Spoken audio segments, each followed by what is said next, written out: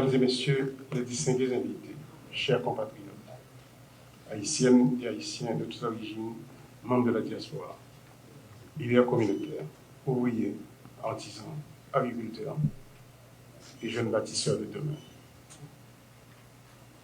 En 1825, le baron de Mâcon est envoyé en Haïti par Charles X pour fixer le montant et les modalités de l'indemnité dans le but de compenser les anciens propriétaires d'esclaves pour leur perte de propriété à la suite de la révolte de 1791 et de la proclamation de l'indépendance de 1804.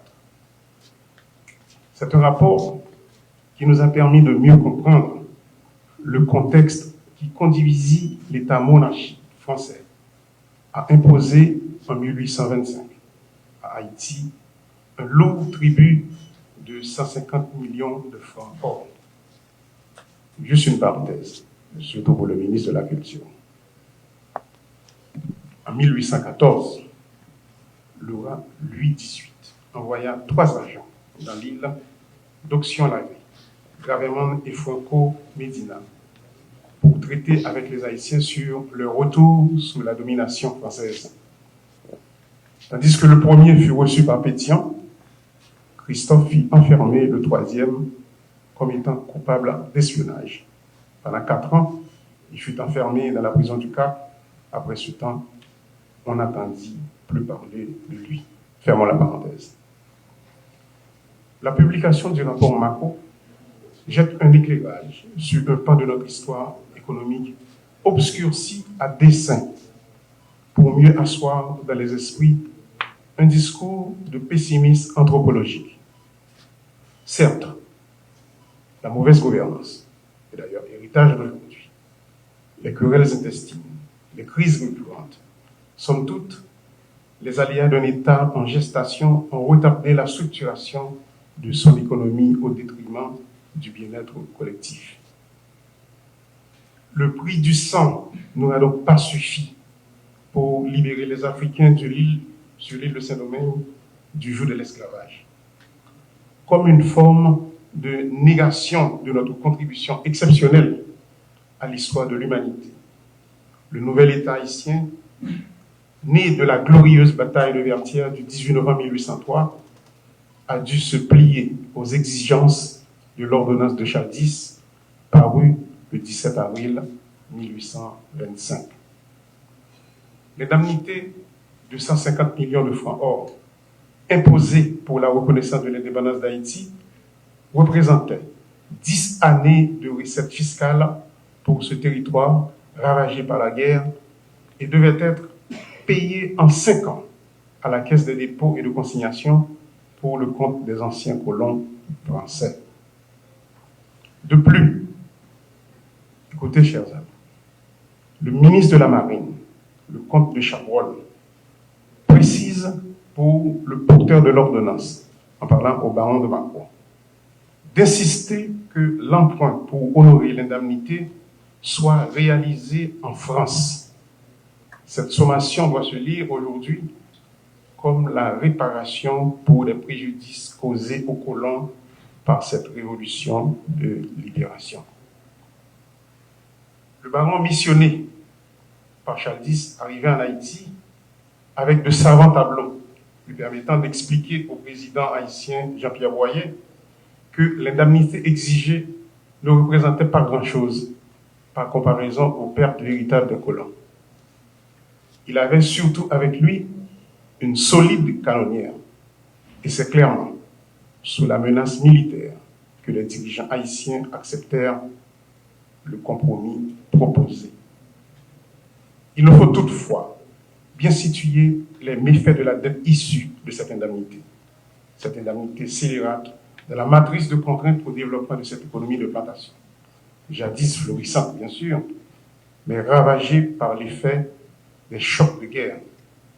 Christiane Taubira nous rappelle que cette indemnité n'est certes pas la seule cause des retards économiques et sociaux d'Haïti, mais elle a incontestablement constitué une ponction financière considérable, handicapant et limitant durablement l'accumulation de capitaux et la modernisation de l'appareil productif ici en Haïti.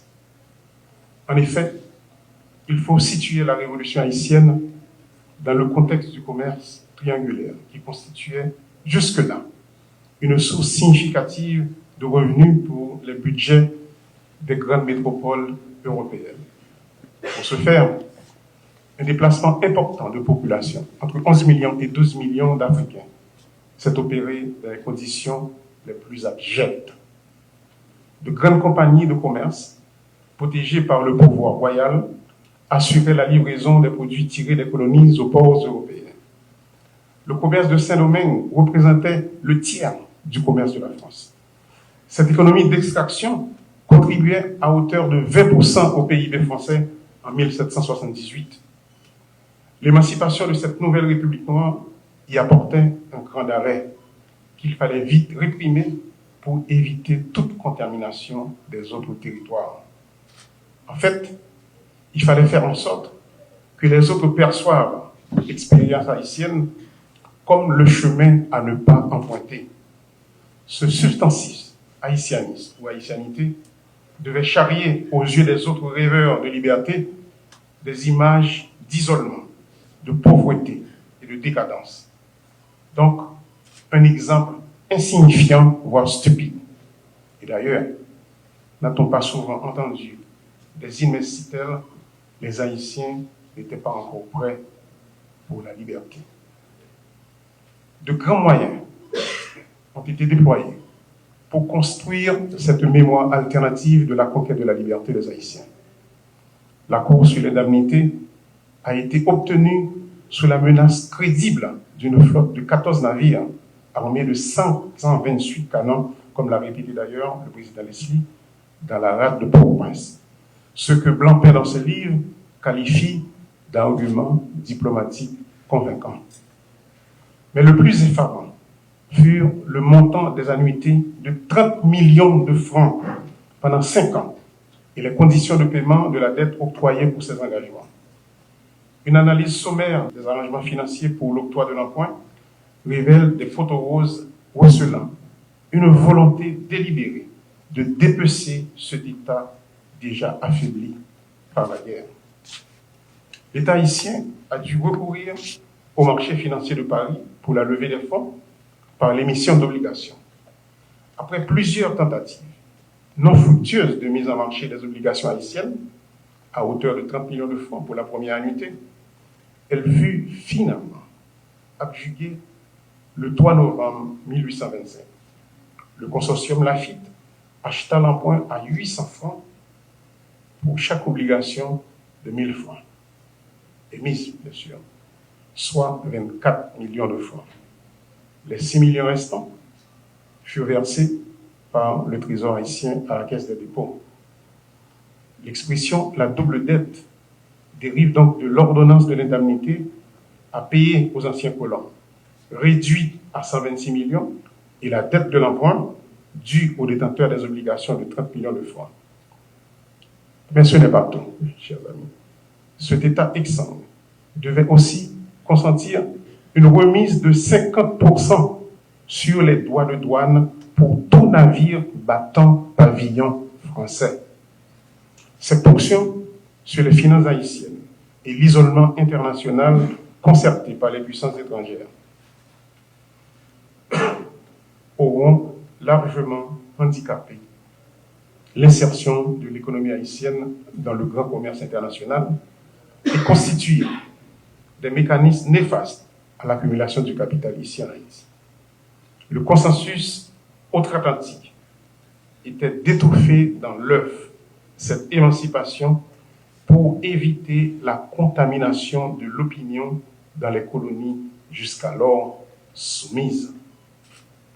Haïti avait donné le ton. Il fallait le réduire au silence. Et surtout, provoquer l'échec manifeste de pareilles démarches. Toute une stratégie d'isolement a été mise en place pour bloquer son acceptation dans le concert des nations et par voie de conséquence, sa capacité à valoriser ses ressources dans les échanges internationaux. De plus, les richesses produites et monétisés au niveau international par le truchement de puissances rivales sont frappés des injonctions de l'ordonnance de Charles et phagocytés par la réduction de 50% des droits de douane pour les navires battant pavillon français. Il fallait le répéter. Pour cet État-nation en gestation, à peine sorti des affres de la guerre, l'accumulation de capital devenait une chimère. D'autant plus que le cours du café, principale ressource du pays, avait chuté de 140 francs la livre en 1825 à 83 francs la livre en 1830. Tout compte fait, Haïti traînera ce fardeau financier pendant 125 ans. Il fallait déconstruire dans l'imaginaire de cette communauté d'hommes et de femmes de descendance africaine que cette liberté arrachée aux colonisateurs soit source d'une vie de paix et de prospérité partagée.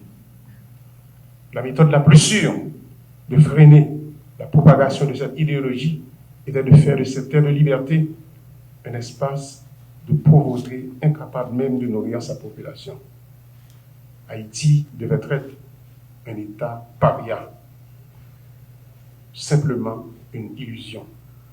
Haïti ne devait pas être une appellation désignant un pays ou une nation, mais plutôt un nom renvoyant à la pauvreté, le dénuement, la désolation, malgré ses richesses, encore objet de convoitise des uns et des autres. Aujourd'hui, ce pari se gagne encore, avec certes la complicité de certains fils et certaines filles dénaturées de cette nation. Il y a donc là une réalité à assumer, celle d'une déconstruction programmée.